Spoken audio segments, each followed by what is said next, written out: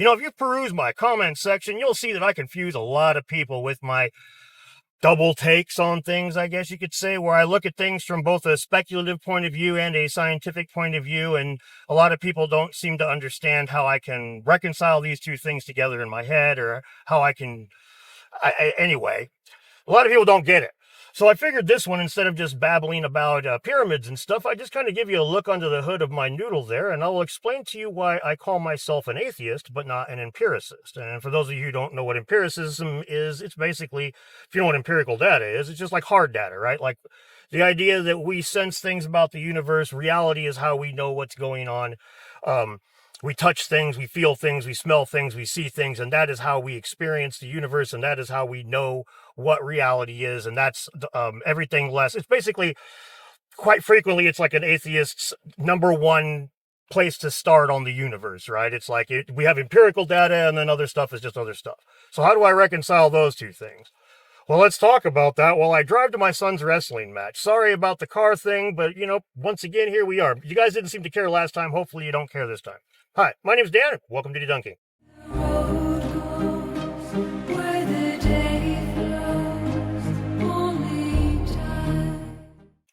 Back in the 80s, I played a lot of role-playing games, pen and paper style, and one of my favorites was Mythos, and that's about the H.P. Lovecraft universe. And no, it's not a game about dogs with spicy names. It's a game about fish people and demons the size of galaxies and the loss of sanity.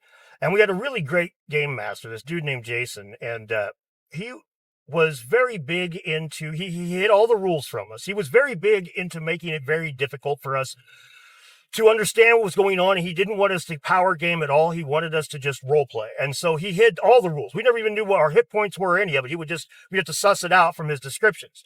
And it was a lot of fun. But one of the games, he starts off the game with, dude, we're naked in the woods. We don't know who we are. We can't even communicate with each other. It's complete loss of everything. We start off completely in the dark. And when I asked him after that campaign was done, I'm like, well, why did you start us off in such a weird spot? And he said it was because he wanted to start it off like somebody who was born into the universe with no parents or anything, just like they woke up one day and there they were in the universe. And it was kind of an interesting idea, Now, granted, we knew we had a game master, so the assumption that there was agency behind this story was true, was not an assumption. It was accurate, right? It was knowledge. But the fact of the matter was, it was the way that we handled the game was something I think about a lot when it comes to these kinds of things, because ultimately, while we can be, while we were, individuals trying to figure out what's going on in the thing and whatnot in the game, or as a metaphor for real life, as he wanted it to be, it's like we try to find agency and meaning and a purpose behind things. And even if we don't believe in a purpose, like you see Richard Dawkins could famously say, I wanted to have a good lunch type of thing, right? So I had a great sandwich today. That was my purpose today. And while that's cute, it does seem a little vapid, right? And as an atheist, I have to acknowledge that. There is more to life than empirical data. Empirical data wouldn't make a lot of things that we consider completely immoral, right? This is a very age-old Christian type of argument, but it is accurate that empiricism itself there's all kinds of crimes against humanity, you can even call it, just flat out, absolute horrible things that we all recognize as horrible, except for a handful of fucked up people. And this has nothing to do with empirical data. There is, consciousness in and of itself is something that isn't explained by empiricism. You can posit that, it's got an evolutionary advantage, but we see a lot of things with consciousness, like altruism and stuff, that doesn't exactly jive with that.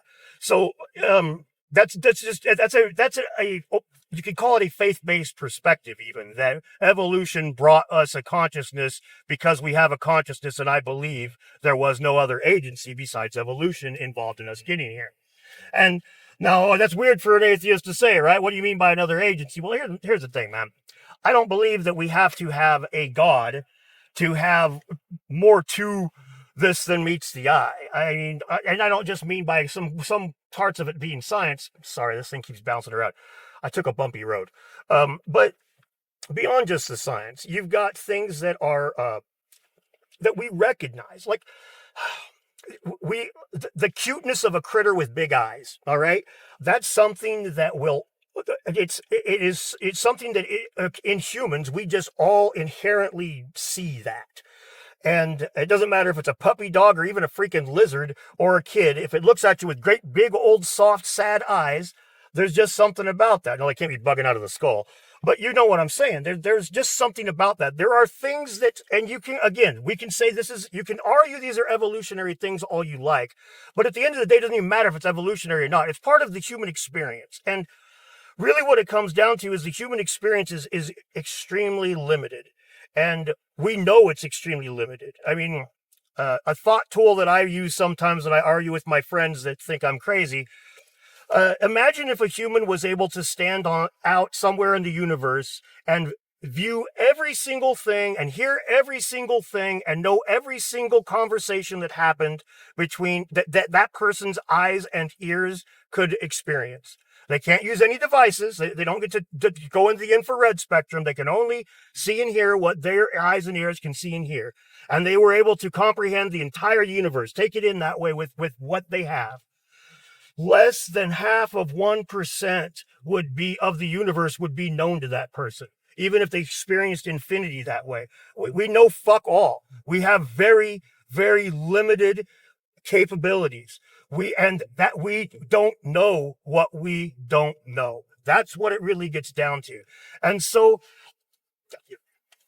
I do recognize that part of my experience is not just being a thing that's meant to procreate. It's not just something that's meant to run around here and spit DNA in different places and then eventually die off and feed something else to do the same. It is part of my destiny, but it's not the only part of my destiny. And granted, you could say that I'm conjuring all of that up on my own in my head, but that would, we conjure up our laws and our moralities and stuff on our own in our head by the same metric, right? We are beings that have more than just a purely physical experience. Now, that doesn't mean that I believe in psychic powers and all kinds of goofy woo stuff, but that doesn't mean that I'm opposed to ideas that are outside of the realm of known science. And I think this is where a lot of people and me I end up finding most people nowadays understand that a lot of skeptics are, like Joe Rogan even says it, they're just kind of religious, right? You get to a point where you get atheists that are very, like, they follow the religion of science, the religion of skepticism, and that's all they are, is just, they're challenging the status quo. And, or they're challenging the old school status quo, I should say, the old religious thing. And that's a position you can take, I suppose, if you want. But it is very, it's faith-based and it's hollow. And it is ignoring a huge amount of things that we experience. And it's basically turning them all into not a big deal. And I suppose if you want the most important thing in your life to be that, you had a good lunch that day, or that you sold 1 million books or something like that, if that's really what it's all about to you, I get that. And that's fine. But to me, that seems so hollow and so empty. And it's like we tried to do more, right? Like, you don't have to believe in a god or spirituality of any sort to want to do more than just get rich and do with the things that you find enjoyable. It's like, for some reason, altruism is enjoyable, right? For some reason, giving things to others, for some reason, making things better for the next generation. We won't even be here to see it. We like that idea. And sure, you can argue that that's an evolutionary trait if you like, but I don't. Again, altruism is a weird one to argue for evolutionary. But anyway, I've harped about that part of it enough, I think, already. You get where I'm coming from there. But there's another part of it that I want to talk about when it comes to our senses. And this is something that any atheist and any scientist, science-minded person will be quick to understand. We can't trust our senses, okay? And so that is a huge part of empiricism.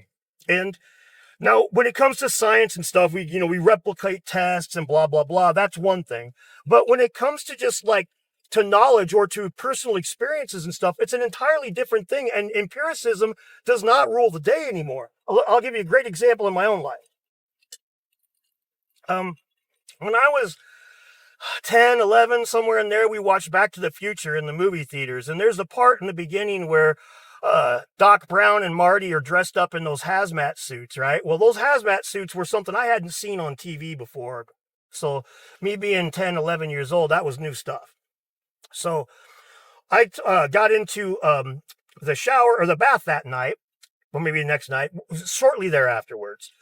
And when I got out of the tub, I looked in the window as I got out of the bathtub, and I saw a guy in one of those hazmat suits. And he was like face close to the window, staring right at me. I could see his eyes. He looked angry. I mean, there was a human being staring at me. And I about crapped my pants, man. I was scared to death. And I finally, after freezing for a moment, I kind of did this and shifted to one side. And when I did, the image just distorted and broke up. It was the light from the bathroom window, the fog, or the light from the bathroom light, the fog on the window. The window was old glass, so it was a little bit wavy. And my mind filled in the blanks. My mind made eyeballs. My mind gave it agency. You know, this is a common occurrence. But my point is empirically, had I ran out of that room and not taken the time to break the image up, empirically, I would have experienced a human being staring through that window at me, and you would never have been able to convince me otherwise. And this may well be where a lot of weird experience, this probably is, it certainly is where a lot of weird experiences come from. When people see UFOs or ghosts and stuff, sometimes it's not going to be that. Sometimes it's going to be just like what I experienced there. But it might not always be that. And what's important to recognize there is that on a base level, I can't even trust my own senses. I know that I can't trust my own senses. And every atheist knows this. Every science-minded person knows you can't trust your own senses completely and implicitly. And that really dashes empiricism in a nutshell, as far as I'm concerned. When you know that your experience is something that is always philosophically, you can't really go around saying that you know things. You can say that you believe things, and you can say that we've tested things and that we know that when we test these things, they happen that way. But you can't even say we know that we test these things, they happen that way. It's like, unless you're the one doing the testing, man. And even then, when it gets down to the nitty gritty, like there's all the questions of sanity and did I see the thing that was real or not? And again, this is why science uses replicability. So scientifically, you can get empirical data, but from an individual perspective, you can't. And so when people have these worldviews that are based on empiricism, that are based on the data says X, and that's I believe it, and that's all there is to it, and there's nothing else more to it. I find that very simplistic. I find that ignoring a huge chunk of the human experience. Now, if I was to speculate on any sort of spirituality or anything, it would be probably closest to Taoism or Buddhism or whatever, what you're talking about, like energy and, you know, us being connected and all that kinds of hippie crap. But even that, it gets, you know, who knows, right? I'm not, honestly, that stuff doesn't concern me a whole lot anymore. When I was younger, I cared a lot. I don't really give a shit about that so much anymore.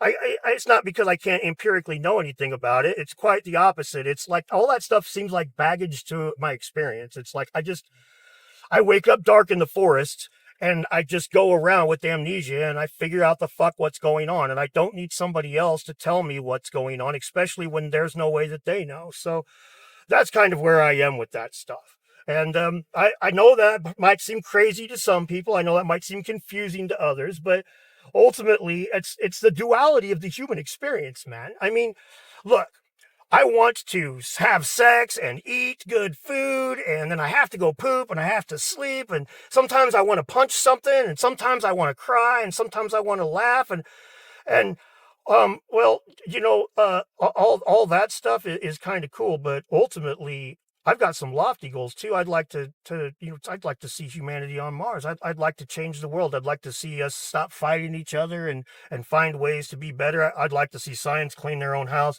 There's a lot of things that have really fuck all to do with those things that are normal living being experiences. When I stare up at the night sky and I am stardust contemplating stardust, as Carl Sagan put it, it has nothing to do with me wanting to eat. Okay? And I think one of the coolest things about this for me to end on is thinking about Carl Sagan. And I've mentioned this once before, but it's a good place to mention it here. If you've seen the movie or read the book Contact, you are aware that when the ultimate experience that is had by the scientist when they communicate, by Jodie Foster in the movie, when she communicates with the aliens, that was not an empirical experience. That was not a scientific experience. That was not quantifiable. That was her own thing, and other people just had to listen and believe or not. And sometimes even a scientist knows that's all the better we're going to get. Thanks a lot for watching. Sorry to be driving in the dark, but last time I did this, a bunch of you guys complained and said I was going to kill people and myself, so I'll stop. Or either that or I wanted to roll a joint. Have a good evening. We'll see you next time with a video back in the old dungeon with some research and stuff. Later.